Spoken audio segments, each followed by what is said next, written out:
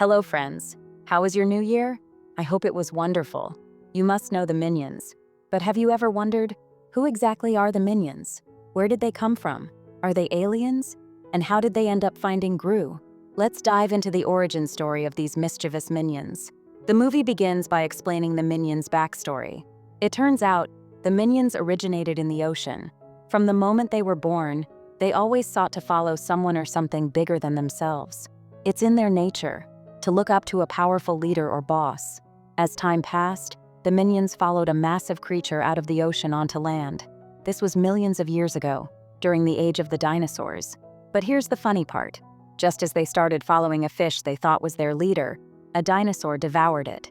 Naturally, the Minions shifted their allegiance to the dinosaur, making it their new boss. But the Minions were so mischievous that they couldn't stop annoying their new boss. One day, while playing pranks, they accidentally pushed the poor dinosaur into a volcano. Years turned into millennia, and eventually, their new boss became an early human. But tragedy struck when a bear attacked their human leader. Thanks to the Minions' antics, the man couldn't survive. And so, more centuries went by. At one point, they made Dracula their boss. But one fateful day, they accidentally opened the window of his coffin during sunrise, and the sunlight destroyed him instantly. Eventually, after wandering for a long time, they found a cave in the middle of an icy tundra. For the first time, they felt safe, but they were without a leader. They spent years playing and creating their own community within the cave. Yet over time, their lives became dull and devoid of excitement. One day, a brave minion named Kevin decided to take charge. He resolved to do something for his fellow minions. He would find them a new boss, no matter what. When he asked for volunteers, a tiny minion named Bob stepped forward. Although Kevin doubted Bob's abilities, he still needed more help. So he recruited Stuart, who knew nothing about boss hunting either. And so, the three of them set off on their journey to find a leader. Along the way, they spotted a massive ship. Sneaking aboard, they finally made it to the city. Once in the city, they began searching for suitable clothes.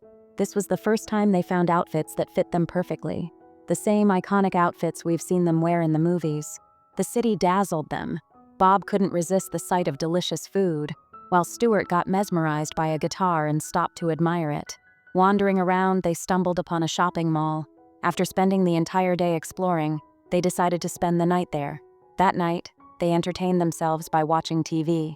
But when the network signal failed, Kevin switched channels randomly until he landed on a show about villains.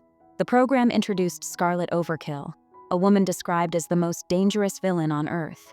The Minions were instantly smitten by Scarlet and decided then and there, she would be their next boss. However, the show revealed that Scarlet was in Orlando. Determined, they set off for Orlando the very next day. Along the way, they stopped anyone they encountered, asking eagerly, "How do we get to Orlando?" The Minions were walking down a road when they saw a boy holding a New York tag. Inspired by the boy, they made a similar tag and stood on the highway, trying to hitch a ride. It didn't take long before a car stopped in front of them. The family inside the car was stunned to see the Minions. They couldn't figure out what kind of creatures they were, but to the family, these little yellow beings looked incredibly adorable and funny. So, without hesitation, they let the Minions hop into their car. A little while into the journey, the Minions discovered that this family was actually a group of thieves. The family robbed a bank while the Minions waited in the car. On their way back, several police cars started chasing them. During the high-speed escape, a large pistol accidentally landed in the hands of the Minions. Without understanding what they were doing, the Minions began fiddling with the pistol, and a bullet accidentally hit one of the police cars. The police car spun out of control and crashed into a large tanker. Taking advantage of the chaos, the thieves sped away. The family laughed and thanked the Minions, saying, "If it weren't for you, we would have been caught." Meanwhile, back in the cave, the remaining Minions were startled by the sudden arrival of a gigantic white bear. They immediately decided to make the bear their new boss. The thieves, on the other hand, were heading toward Orlando to attend a show featuring the world's most notorious villains. The Minions tagged along with them and arrived at the show. At the entrance, the family introduced themselves as villains to gain access. The show began, and the Minions were amazed by the variety of villainous characters present. They started wondering whether they could make any of these villains their boss. Soon, the highlight of the show arrived. Scarlet Overkill, the most feared villain of the century, made her grand entrance. The minions were immediately captivated by her and decided that she would be their next leader. On stage, Scarlet held up a dazzling diamond and declared, "I've accomplished many extraordinary feats, but now I need a new team of assistants. Whoever can take this diamond from me will join my team." Many villains attempted to snatch the diamond but failed. In a twist of fate, the diamond ended up in the hands of the minions. Scarlet was impressed and recruited the 3 minions as her employees. The minions were ecstatic, thinking their lives had changed forever. Scarlet brought them to her fortress, equipped with state-of-the-art gadgets. Meanwhile, the minions in the cave tried to entertain the white bear, using every trick they could think of. But an accident caused one of the bears to die, enraging the others, who then started chasing the minions. At her fortress, Scarlet introduced the minions to her husband, Herb. She also showed them the vast treasure trove she had accumulated over the years. Gold, silver, diamonds, and countless other priceless items filled a massive room. Despite having so much, Scarlet's ultimate dream remained unfulfilled. She wanted to become the queen of the land. Her desire was to wear the crown that sat atop the head of the reigning queen. Scarlet gave the minions a condition. "If you can steal that crown and bring it to me, I'll make your jobs permanent." Meanwhile, all the minions in the cave fled outside in terror after being intimidated by the white bear. On the other hand, Scarlet took the 3 minions to her lab. There, her husband Herb created some special gadgets for them. Bob was given a stretching hand, Kevin received a lava gun, and Stuart got a device capable of hypnotizing anyone. As it grew late, it was time for the 3 minions to sleep. Before going to bed, Bob requested Scarlet to tell them a bedtime story. Reluctantly, Scarlet agreed and narrated a spooky tale. The gist of the story was this. Once, Scarlet had 3 cats to help her with her work. However, when the cats failed to do their job properly, she ended up eating them. Bob, unable to grasp the horror of the story, fell asleep instantly. But Kevin and Stuart realized that if they failed to perform their tasks properly, they might face the same fate as the cats. The next day, they arrived at the Queen's palace. However, they weren't allowed to enter. Determined, they disguised themselves in women's clothes and tried to sneak inside. Their disguises worked, and they were permitted entry. Once inside, though, they were caught. Stuart quickly used his gadget to hypnotize all the guards. The hypnotized guards started dancing uncontrollably, creating chaos. Taking advantage of the commotion, the minions climbed the stairs and spotted the crown in front of them, but a guard was stationed there to protect it. The guard pressed a button, sending the crown into a capsule for extra security. The minions wasted no time and jumped into the capsule themselves. They followed the capsule as it moved, closely chasing the queen, who was doing everything she could to protect her crown. Bob, terrified and overwhelmed, tried to flee, but the guards pursued him. Eventually, he stumbled into a place where a sword was embedded in a stone. In desperation, Bob pulled out the sword to defend himself. To everyone's astonishment, the sword came loose. The crowd around him gasped in awe and bowed in respect. According to legend, the one who could pull out the sword would be declared the next king of the realm.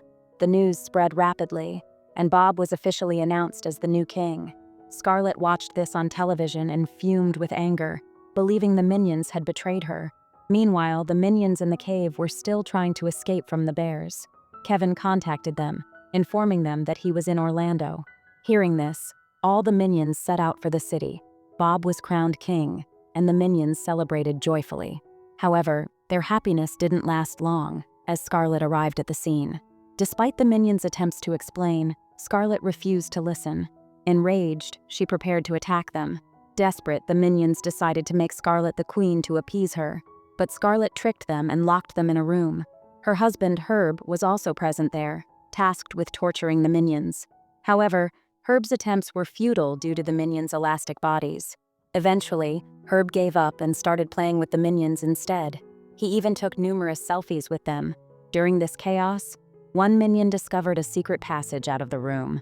Meanwhile, Scarlet was busy trying on her new outfit for the coronation ceremony. The dress wasn't just stylish, it was packed with hidden weapons.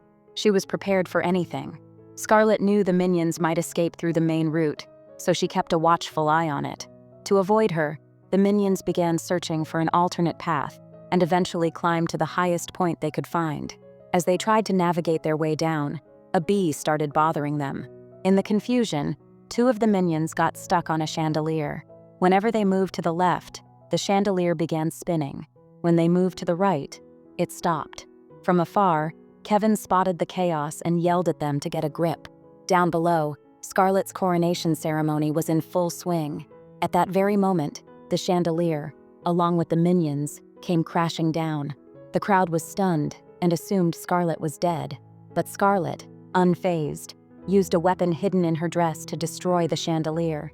Now enraged, Scarlet declared she wouldn't let the three minions escape alive. She unleashed her entire army of villains to hunt them down. The minions, desperate to save themselves, scattered in 3 different directions. However, Bob and Stuart were soon captured. Meanwhile, the minions in the cave heard the commotion and began heading toward the city. Kevin, in search of help, approached the former queen. Unfortunately, the queen refused to assist him. Left with no other choice, Kevin sneaked into Scarlet's lab. There, he grabbed as many gadgets as he could find. In his rush, he accidentally stepped into an unfinished machine. Ignoring the warning label that read, "Do not press this button," Kevin pressed a button. Instantly, the machine exploded, and its radiation enveloped Kevin, transforming him into a giant. Kevin grew so large that he smashed through Scarlet's fortress and emerged into the open. Meanwhile, Scarlet had tied Bob and Stuart to a massive bomb, ready to detonate it. Just as she was about to press the button, Kevin appeared and rescued them. The other minions, hearing Kevin's voice from afar, rushed to join him. In a final attempt to stop Kevin, Scarlet launched a gigantic weapon at him, but Kevin, now larger than life, simply swallowed it whole. The minions below were heartbroken, thinking Kevin had sacrificed his life to save them. They began to cry collectively. However, moments later, Kevin reappeared, back to his normal size. Using his oversized outfit as a parachute, he floated down gracefully. The minions erupted in joy and ran to Kevin, embracing him. Together, they returned the crown to the queen. In gratitude, the queen summoned Bob, Stuart, and Kevin to reward them. The queen gave Bob a tiny crown and Stuart a guitar. When it was Kevin's turn, she handed him a small gift, which made everyone laugh. But then, the queen surprised everyone by presenting Kevin with the legendary sword as his ultimate reward. As everyone celebrated, the queen suddenly exclaimed, "Where's my crown?" In the crowd, Scarlet and her husband, Herb, were spotted trying to escape with the crown. Out of nowhere, someone froze them in their tracks. The crowd gasped, wondering who could have pulled off such a feat. All eyes turned to see a small figure. It was young Gru. The minions were instantly captivated by Gru's incredible gadgets and ingenuity. From that moment on, they decided that Gru was their true boss. Gru, uninterested, tried to walk away, but the minions followed him with unwavering loyalty. Though Gru initially found them annoying, he gradually grew to see them as his own. And that's how Gru and the minions came together. With this heartwarming ending, the movie concludes.